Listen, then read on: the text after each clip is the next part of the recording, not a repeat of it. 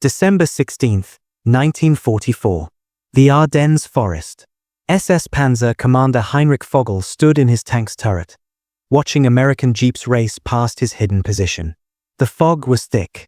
The Americans had no idea 200 German tanks were waiting. Vogel smiled.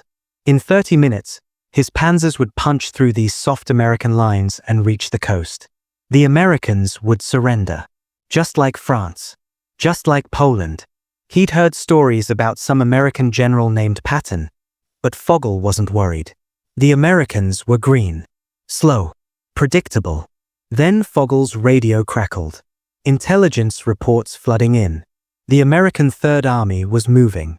Not retreating. Moving toward them. 90 miles away. Through ice and snow. The entire army. Vogel laughed. Impossible.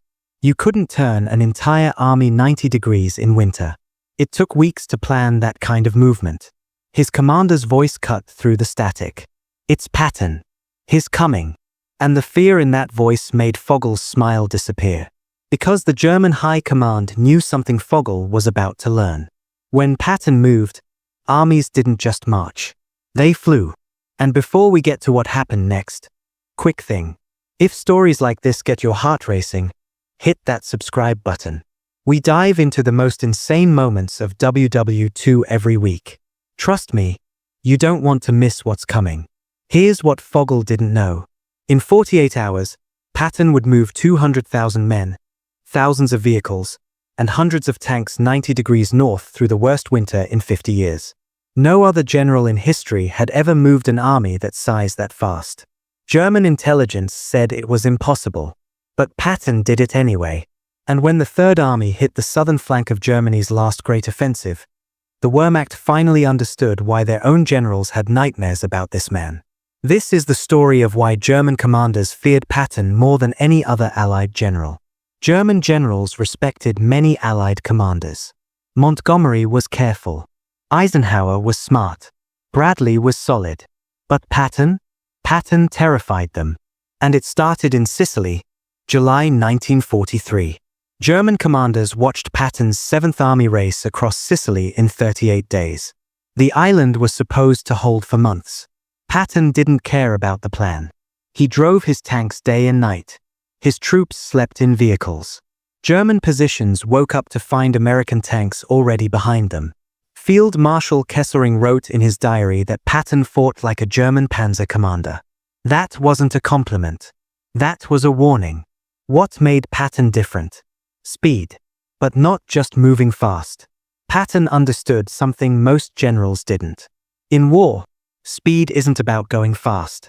It's about making the enemy react to you instead of thinking. Every hour you wait, the enemy digs in, brings up reinforcements, plans counterattacks. Patton never gave them that hour. His Third Army had one rule. Keep moving. If you hit resistance, go around it. Find the weak spot. Punch through. Never stop. German doctrine said armies needed time to consolidate after a breakthrough. Time to bring up supplies. Time to rest. Patton's army didn't consolidate. They exploded forward like water through a broken dam. The Germans first realized how dangerous this was in France. August 1944. The Third Army broke out of Normandy on August 1st. By August 31st, they'd advanced 400 miles. 400 miles in 30 days. The German 7th Army was supposed to stop them. They couldn't even find them. Patton's tanks moved so fast that German intelligence maps were worthless. By the time headquarters marked Patton's position, he was already 50 miles past it. German commanders started calling the Third Army the Ghost Army. Not because they couldn't see it. Because by the time they saw it, it was too late. And Patton did something that drove German generals crazy. He attacked in terrible conditions. Rain? Attack. Mud? Attack. Snow? Attack. The Wehrmacht was trained to pause during bad weather. Consolidate. Wait for clear skies. Patton saw bad weather as an opportunity. German commanders wrote that Patton seemed to prefer attacking in storms. He knew they wouldn't expect it. At Metz in November 1944, Third Army attacked through freezing rain that turned roads to ice. German defenders thought they were safe. Americans don't attack in this weather. Then Patton's tanks came through the rain like ghosts. The fortress of Metz, which hadn't fallen in over 1,000 years, surrendered in 3 weeks. But the moment that truly broke German confidence? The Battle of the Bulge. Let's go back to Vogel in the Ardennes. December 16th. Hitler's last gamble. Catch the Americans by surprise. Split their armies. Capture Antwerp. Force a negotiated peace. And for 3 days, it worked. American lines buckled. Whole divisions were surrounded. At Bastogne, the 101st Airborne was trapped. German panzers were pushing west. Victory seemed possible. Then someone asked the question every German commander dreaded. Where's Patton? Patton was in Saarland, 90 miles south, attacking toward Germany. Eisenhower called him on December 19th. We need you at Bastogne. How fast can you get there? Every other general at that meeting said the same thing. 2 weeks minimum. Maybe 3. You had to stop your current offensive. Pull units out of line. Turn them 90 degrees. Move through winter storms on icy roads. Coordinate 3 entire divisions across frozen countryside with no prepared supply lines. Patton looked at the map for 10 seconds. I can attack in 48 hours. The room went silent. The other generals thought he was joking. He wasn't joking. Patton had already planned for this. Days earlier, he'd told his staff to prepare 3 different plans for moving north. His officers thought he was crazy. We're attacking east. Why plan for the north? Patton's answer was simple. Because the Germans might do something stupid. And when they do, we'll need to hit them fast. So when Eisenhower made the call, the Third Army was ready. They didn't just turn north. They exploded north. December 22nd.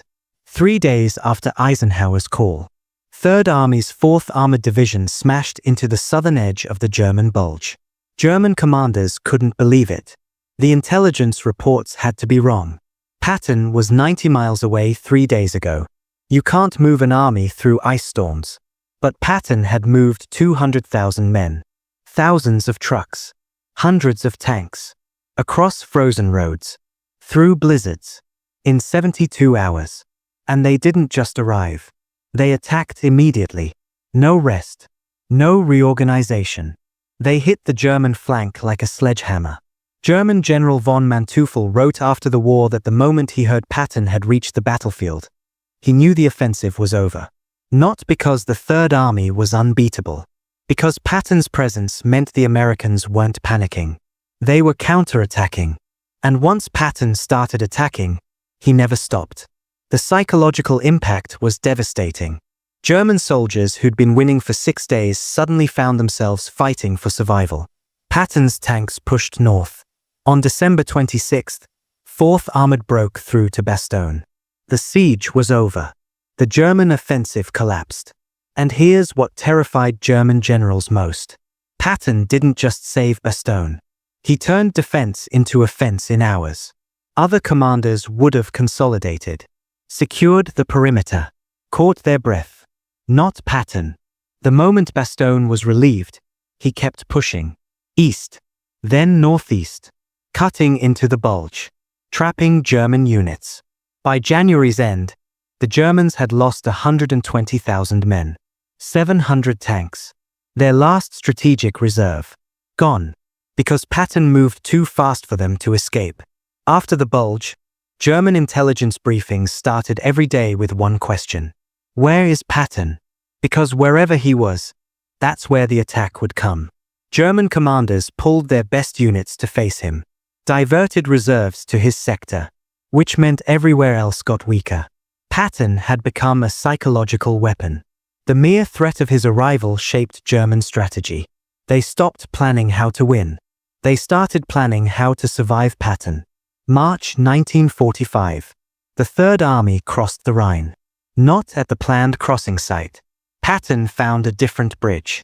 Crossed early, before Montgomery's massive set-piece offensive even started. Then he called Eisenhower. Don't tell anyone. We're already across. He wanted to get as far into Germany as possible before anyone could slow him down. In 21 days, the Third Army advanced 300 miles into the heart of Germany. They liberated thousands of POWs, overrun concentration camps, captured entire German divisions who surrendered rather than fight Third Army. One German general said after the war that facing Patton was like fighting a wildfire. You couldn't contain it. You could only try to escape it.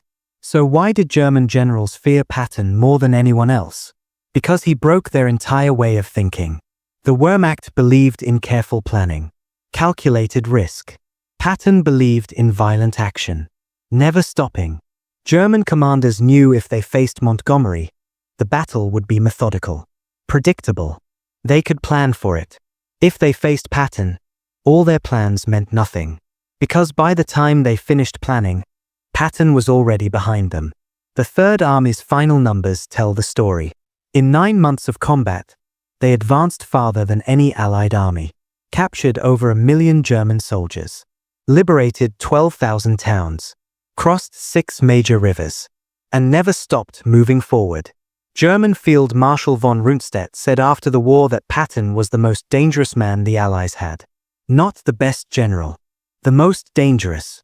Because you couldn't predict him, couldn't slow him, could only hope he was pointed at someone else. Back to Vogel in the Ardennes. His Panzer Division fought the Third Army for 3 weeks. Every day, Patton's tanks came at them again. No matter how many they stopped, more came. Vogel survived the war. In an interview in 1956, he said the moment he knew Germany would lose wasn't when Berlin fell. It was when he heard Patton's Third Army had turned north in 48 hours. Because at that moment, Vogel understood what the German High Command already knew.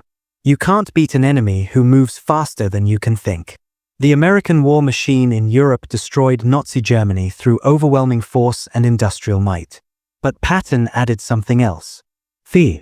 And that fear shaped every German decision from August 1944 until the end. They didn't just fight American armies. They fought the terror of knowing Patton could appear anywhere, anytime, moving too fast to stop. In 10 months of combat, Third Army killed or captured over 1 million German soldiers. That's more than the entire German army that invaded Poland. One army, one general, 10 months. Thanks for watching. Next time, we're covering the insane story of how one American submarine sank a train. Yeah, you heard that right. A train. If you haven't subscribed yet, do it now. These stories just keep getting wilder.